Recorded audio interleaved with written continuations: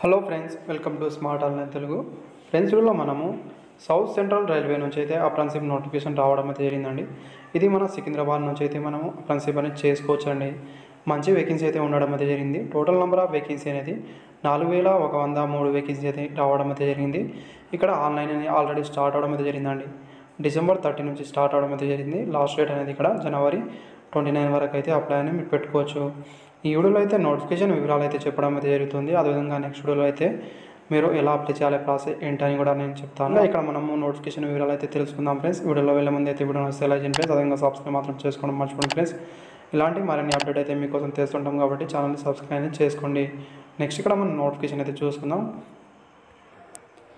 So guys, ఇక్కడ మీరు notification అయితే చూసుకోవచ్చండి. ఇది మనం చూసుకుంటే సికింద్రాబాద్ రైల్వే నుంచి అయితే రావడం అయితే జరిగింది. సౌత్ సెంట్రల్ రైల్వే అనేది మన తెలుగు రాష్ట్రాల్లోనే ఉంటుంది కాబట్టి మీరు అప్లై అనేది చేసుకోండి. ఇక్కడే మీరు అప్రెంటిస్‌షిప్ అనేది కూడా చేసుకోవచ్చు. ఇంకా రైల్వేలో అప్రెంటిస్‌షిప్ చేస్తే ప్రజెంట్ అయితే మంచి బెనిఫిట్స్ అయితే ఉంటున్నాయి. మీరు మంచిగా గ్రూప్ డి జాబ్స్ అయితే ఈజీగా అనేది మీరు ఇక్కడ గెయిన్ అయితే చేసుకోవచ్చండి. ఇక్కడ మనం ఫస్ట్ అనేది నోటిఫికేషన్ అయితే చూసుకుందాం ఉంటుంది. 2 తెలుగు రాష్ట్రాల వాళ్ళైతే అప్లై అనేది చేసుకోవచ్చు. దీంతో పాటు అయితే మీరు ఇక్కడ చూసుకుంటే కొన్ని ఇక్కడ ఏపీ వాళ్ళకైతే ఇక్కడ ఛాన్స్ అనేది ఇవ్వలేదు. ఇదైతే మీరు గమనించాల్సి అయితే ఉంటుంది. సో గైస్, ఇక్కడైతే మీరు చూసుకోవచ్చు ఫ్రెండ్స్, అందరూ మాత్రం ఇది అప్లై అనేది చేసుకోలేరు. ఇక్కడ చూసుకుంటే మీరు తెలంగాణ స్టేట్ వాళ్ళైతే ఆల్ డిస్ట్రిక్ట్ వాళ్ళైతే అప్లై అనేది పెట్టుకోవచ్చు. అంటే ఆంధ్రప్రదేశ్లో అయితే విశాఖపట్నం, మన్యం, విజయనగరం, శ్రీకాకుళం వాళ్ళైతే అప్లై అనేది పెట్టుకోలేరు. మిగతా డిస్ట్రిక్ట్ వాళ్ళైతే అప్లై అనేది చేసుకోవచ్చు అండి. అదేవిధంగా అదర్ స్టేట్ వాళ్ళు ఉంటే కూడా ఇక్కడైతే మీరు చూసుకోవచ్చు. క్లారిటీ అనేది ఇక్కడ ఉండడం అయితే జరిగింది. ఏ యూనిట్లో ఇక్కడ వేకెన్సీ ఉన్నాయి ఇక్కడైతే మీరు క్లారిటీ అనేది చూసుకోవాల్సి అయితే ఉంటుందండి. టోటల్ నెంబర్ ఆఫ్ ఇక్కడ యూనిట్స్ అనేది చూసుకుంటే 35 యూనిట్స్ అయితే ఉన్నాయి.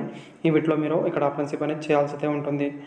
అండ్ ఫస్ట్ ఈ వేకెన్సీ అని మనం చూసుకుంటే ఫస్ట్ ఏసీ మెకానిక్ వాళ్ళకి అనేది టోటల్ నెంబర్ ఆఫ్ వేకెన్సీ అనేది 250. అదేవిధంగా ఇక్కడ చూసుకుంటే కార్పెంటర్ అండి 18, డీజిల్ మెకానిక్ వాళ్ళకు 531, ఎలక్ట్రీషియన్ వాళ్ళకైతే ఇక్కడ 1019 వేకెన్సీ అయితే ఉన్నాయి. అదేవిధంగా నెక్స్ట్ చూసుకుంటే ఎలక్ట్రానిక్ మెకానిక్ 92, అదేవిధంగా ఫిట్టర్ వాళ్ళకు కూడా హైయెస్ట్ వేకెన్సీ అయితే ఉన్నాయి 1460 అనేది. నెక్స్ట్ మిషనిస్ట్ వాళ్ళకు 71.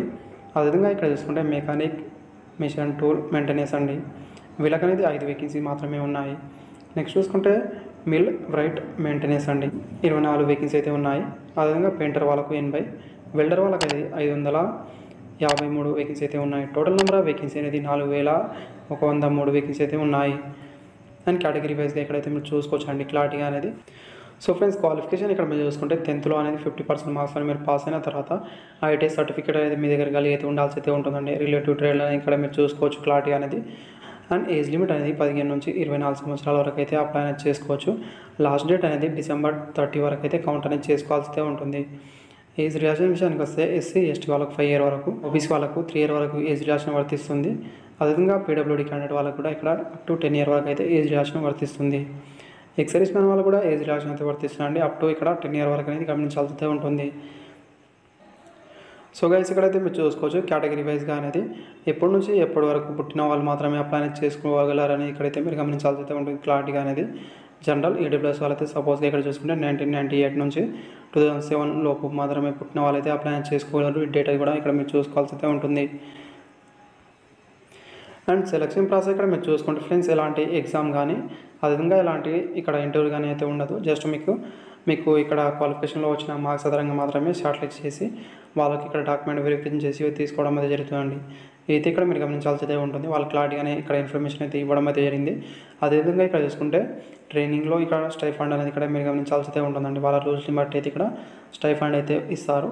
క్లారిటీగా అనేది వాళ్ళైతే మెన్షన్ అయితే చేయలేదు. అదేవిధంగా 1 year ఇక్కడ అప్రెంటిస్‌షిప్ అయితే ఉంటుంది.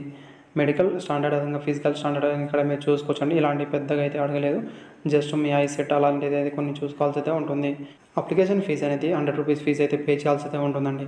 ఎస్సీ ఎస్టీ ఫీమేల్ క్యాండిడేట్ వాళ్ళు పీడబ్ల్యూడీ వాళ్ళకి ఎలాంటి ఫీజు అయితే లేదు. మిగతా క్యాండిడేట్ వాళ్ళైతే 100 rupees ఫీజు అయితే మీరు పే చేయాల్సి అయితే ఉంటుంది. నెట్ బ్యాంకింగ్ కానీ, ఎస్బీఐ ఏటీఎం కార్డు ద్వారా కానీ, క్రెడిట్ కార్డు కానీ, యూపీఐ ద్వారా కూడా మీరు ఫీజు అనేది పే చేయొచ్చు. జస్ట్ మీరు ఆన్లైన్ ద్వారా అప్లై అనేది చేసుకుంటే సరిపోతుంది. ఎలాంటి మీరు ఆఫ్లైన్ ద్వారా పంపించాల్సిన అవసరం అనేది లేదండి. Thank you friends. వీడియో నచ్చితే లైక్ చేయండి. Thank you for watching.